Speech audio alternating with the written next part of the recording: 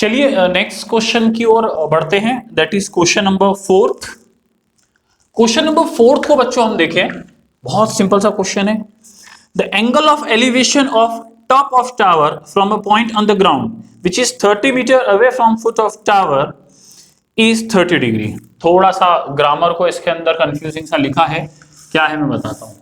ये आपका ग्राउंड है, ये टावर है, मान लीजिए मैं यहां से देख रहा हूं, ये कोई जनरल एक सा पॉइंट दिया हुआ है। The angle of elevation of top of tower, मतलब टॉप ऑफ टावर को देखा जा रहा है। फ्रॉम अ पॉइंट मतलब किसी पॉइंट से जो कि 30 मीटर्स की डिस्टेंस पर है फुट ऑफ टावर से। तो ये फुट ऑफ टावर है, यहां से 30 मीटर की डिस्टेंस पर ये पॉइंट है। Find the height of the tower. बहुत ही बढ़िया, ठीक है। कितना एंगल बना रहा है? 30 डिग्री का। ये एंगल बन गया एलिवेशन का 30 डिग्री।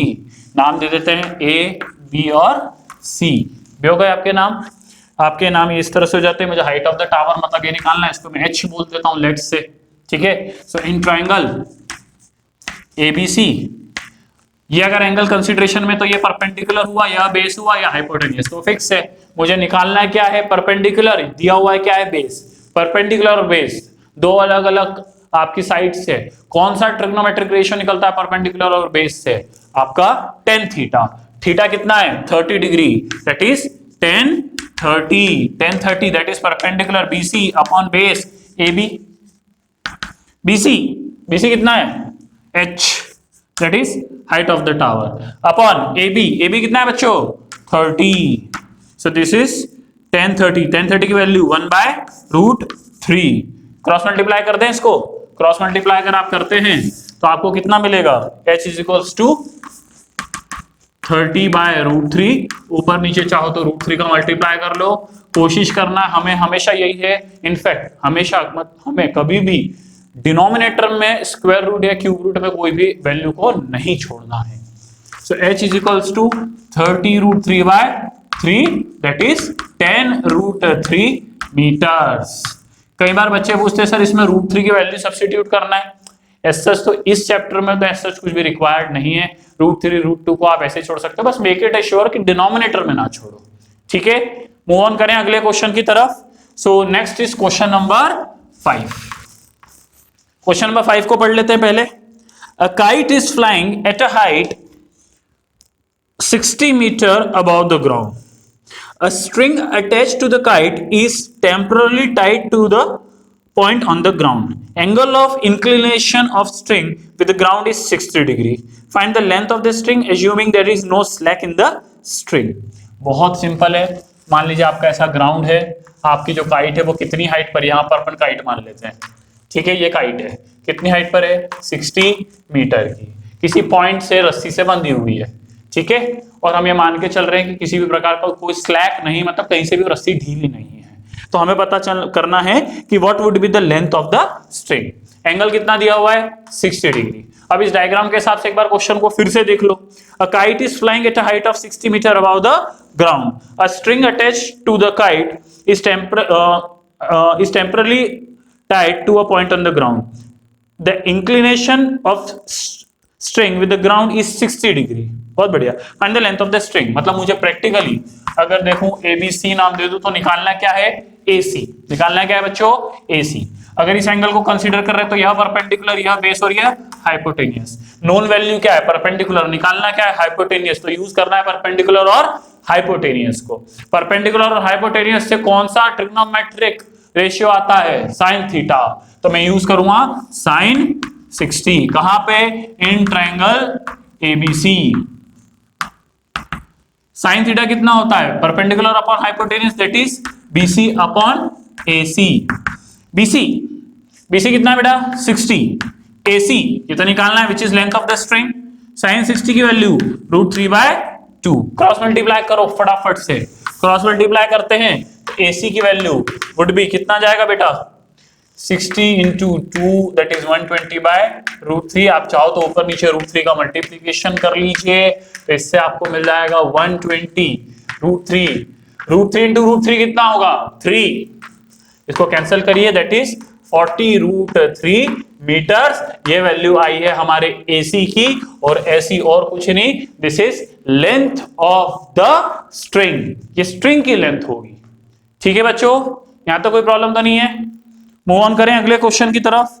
देखिए बहुत सिंपल है, धीरे धीरे क्वेश्चंस का लेवल थोड़ा इंक्रीज होता जाएगा, तो डेफिनेटली हम उन क्वेश्चंस को अच्छे से देखते जाएंगे। आपको यह करना है कि इन वीडियो को एक बार पूरी तरह से देखने के बाद, समझने के बाद, सारे क्वेश्चंस को खुद से लगाना है। इनफैक्ट मैं आपको पर्सनली यह कहूंगा कि लगभग हर 2-3 क्वेश्चन के वीडियो देखने के बाद स्क्रीन को आप पॉज करके इन क्वेश्चंस को खुद से लगाते चलिए, ताकि आपकी उसी वक्त उन क्वेश्चंस की प्रैक्टिस भी होती जाए। Go for question number 6। A 1.5 metre tall boy, एक चीज याद रखिएगा, जब भी इस तरह का स्टैटिस्टिक्स दिया हो मतलब उसकी कुछ ना कुछ वहां पर अहमियत है, वो कंसीडरेबल है। कितना दिया हुआ है? 1.5 मीटर टॉल बॉय। अब एक काम करता हूं, मैं यहां पर प्रैक्टिकली बनाते भी जाता हूं डायग्राम को। या मैंने ग्राउंड ले लिया, ये मैंने टॉल बॉय ले लिया। इसकी हाइट कितनी है? 1.5 metre. A 1.5 meter tall boy is standing at some distance from a 30 meter tall building. 30 metre obviously, ये 1.5 इतना लिया है तो 30 मीटर में जो थोड़ा सा उससे बड़ा लेना होगा। इस चैप्टर में आपको स्केलिंग करने की आवश्यकता नहीं, हाँ लेकिन लॉजिकल रहे ना। लॉजिकल मतलब कि ऐसा नहीं हो कि 1.5 इतना लिया है तो 30 मीटर छोटा सा ले ले अपन। इतना लॉजिकल आपको रहना होगा कि 30 मीटर वुड बी सर्टेनली, जो हाइट अपने को रिप्रेजेंट करनी होगी वो 1.5 से ज्यादा होनी चाहिए। The angle of elevation of his eyes to the top of the building increases from 30 to 60 as he walks towards the building. Find the distance he walked towards the building. मतलब अभी जब वो यहां से देख रहा था तो एंगल ऑफ एलिवेशन क्या रहा होगा? ऑब्वियसली मैं यहां से देखूंगा उस एंगल ऑफ एलिवेशन को, वो था 30 डिग्री। वहां से चलता चलता गया। अब आप खुद सोचिए कि अगर आप ऐसी बड़ी सी बिल्डिंग की तरफ जा रहे हो और आप उसके पास जाते जाएंगे तो उसके टॉप को देखने के लिए आपको अपनी गर्दन और ऊपर करते जानी पड़ेगी। मतलब angle of elevation will keep on increasing. वो यहां कहीं तक पहुंचा, और जब वो यहां पहुंचा तो वही एंगल उसी बिल्डिंग को देखने के लिए कितना हो गया बेटा? 60 डिग्री। ठीक है, आप ये मत करना कि दोनों को इक्वल बोल दो, दे आर नॉट इक्वल। जैसे जैसे आप बिल्डिंग के पास जाते जाएंगे वैसे वैसे आपका एंगल ऑफ एलिवेशन बढ़ता जाएगा। ठीक है, हमें उसने पूछा है कि find the distance he walked towards the building. कितना डिस्टेंस चला है? मुझे दिख भी रहा है यहां से यहां तक AB वो डिस्टेंस है जो उसने चला है उस बिल्डिंग की तरफ। इस चेंज का आने के लिए कौन सा चेंज? 30 से 60 डिग्री का एंगल बनने के लिए। तो मुझे सिंपली AB की वैल्यू यहां पर निकालना है। इसको करने के लिए आप एक काम करिए, पहले तो बच्चे में नाम लिख दीजिए सारे। CD हम इसे बोल देते हैं, लेट्स से इसको E बोल देते हैं, F बोल देते हैं, G बोल देते हैं। कौन सा काम आएगा वो बात की बात है, नाम तो सारे लिख दो। अब अगर मुझे AB निकालना है तो आप क्या करिए, इसको देखिए। अगर यह 1.5 है तो ऑब्वियसली ये भी 1.5 होगा। क्या? BF would be 1.5। BF 1.5 है तो CE भी 1.5 मीटर यहां से यहां तक होगा। सही बात है बच्चों। और अगर यह 1.5 और ये पूरा 30 था, आई रिपीट यह पूरा 30 था और यह 1.5 है, तो ये लेंथ कितनी बचेगी? 30 माइनस 1.5 दैट इज 28.5 मीटर। मैं फिर से एक बार आपको समझा देता हूं, ये बच्चे की हाइट 1.5 थी तो यहाँ पे भी 1.5 होगी। यह 1.5 है तो ये लेंथ भी 1.5 ही आएगी, क्योंकि डॉटेड लाइन मैंने सेम पैरेलल पे तो ली है। यह 1.5 है, ये पूरा 30 था, यह 1.5 है, तो आपके D से लेके E तक की लेंथ कितनी हो गई? 30 माइनस 1.5 दैट इज 28.5। आप क्या करिए, आप शुरुआत करिए ट्रायंगल DFE से। ठीक है, अभी ये दिमाग मत लगाइए कि आनंद सर ऐसा क्यों कर रहे हैं। अभी एक बार करो, पूरा क्वेश्चन होगा तो आपको समझ में आएगा कि हमने उसी तरह से शुरुआत क्यों करी थी। तो आप देखिए, इन ट्रायंगल DEF ये 90 डिग्री है बच्चों, यह 90 डिग्री है, तो आप यहां पर यूज करिए स्पेसिफिकली tan थीटा को। किसको बेटा? tan theta. एंगल कितना? 60 डिग्री। tan 60 क्या होगा? Perpendicular upon base. परपेंडिकुलर क्या है? DE। बेस कितना है बच्चों? FE। कितना है बच्चों? FE। tan 60 की वैल्यू √3। DE कितना है? 28.5 अपॉन FE। FE को FE ही रहने दो। ठीक है, तो ऐसा आप करते हो तो FE की वैल्यू कितनी आ जाएगी बच्चों? FE would be certainly 28.5 upon root 3। इतना मैंने नोट कर लिया, ठीक है, मीटर्स में सर्टनली, इसको मैंने करके रख लिया, बाद में यूज में ले लेंगे, ठीक है।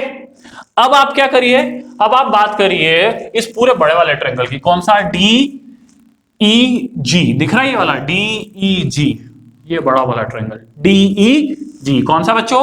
DEG। So in triangle DEG, ये भी एक राइट एंगल ट्रायंगल है। यहां पे अगर मैं एंगल की बात करूं तो ये आपका एंगल 30 डिग्री है, तो आपका DE would be perpendicular, EG would be base, तो आप वापस से tan थीटा का यूज करिए, that is tan 30। tan 30, tan क्या होता है बेटा? Perpendicular upon base. परपेंडिकुलर क्या है? DE, बेस कितना है आपका? GE। ऐसे ही रहने दो, कोई दिक्कत यहां तक? बहुत बढ़िया। tan 30 की वैल्यू 1/√3। DE तो वापस से 28.5 है, उसको वैसा का वैसा ही लिख देते हैं 28.5 अपॉन GE को GE लिखा, तो GE की वैल्यू कितनी आ जाएगी? 28.5√3। कोई दिक्कत बेटा? यहां पर भी कोई दिक्कत नहीं है। तो आपका G कितना आ गया? 28.5। तो G से लेके E तक की वैल्यू 28.5 है, लेकिन मुझे FE भी पता है, तो अगर मैं GF निकालना चाहूं, सो नाउ अगर मैं GF की बात करूं, देखो मुझे ये वाली पूरी वैल्यू पता है, ठीक है, आई रिपीट, मुझे ये पूरी वैल्यू बड़ी पता है कि ये वैल्यू GE है, कितनी? 28.5√3। मुझे FE भी पता है, तो अगर मुझे पूरा ये पता है तो मैं यह भी निकाल सकता हूं, दैट इज GF। GF को मैं क्या बोल सकता हूं? GE minus FE, GE minus FE। Value substitute कर दीजिए, तो GF would be equal to GE कितना है? 28.5√3 माइनस क्या करना है? FE की वैल्यू यहां से ले लो, कितना है? 28.5 अपॉन √3। सबसे पहले अब सिंपल इसको सॉल्व करना है, तो 28.5 तो कॉमन निकाल लीजिए, बचेगा क्या? √3 माइनस 1/√3। ले लीजिए LCM, 28.5 √3 इंटू √3, 3 माइनस 1, 2/√3, ठीक है। कितना हुआ? 28.5 इंटू 2 कितना होता है बेटा? 57/√3, ठीक है बेटा। इतना ऊपर नीचे √3 का मल्टीप्लाई कर लीजिए आप, √3 का मल्टीप्लीकेशन ऊपर नीचे करते हैं तो 57√3 अपॉन 3, 3 में 3, 19√3 मीटर्स। किसकी वैल्यू आ रही है बेटा आपके? ये GF की, ठीक है। GF की वैल्यू कितनी आ गई बेटा? 19√3। GF इधर देखो, GF 19√3 है। GF अगर 19√3 है तो GF is equals to AB, और AB ही तो वो डिस्टेंस है जो उसने चला था, मतलब यही हमारा आंसर है। तो हम बोल सकते हैं that this is equals to AB, that is 19√3 metre would be the answer. चाहो तो स्क्रीन को एक बार पॉज करो, चैनल को सब्सक्राइब जरूर करें ताकि जितने भी अपडेट्स हैं वो आप तक पहुंचते जाएं। बेल आइकन को प्रेस जरूर करिएगा, नोट इट डाउन।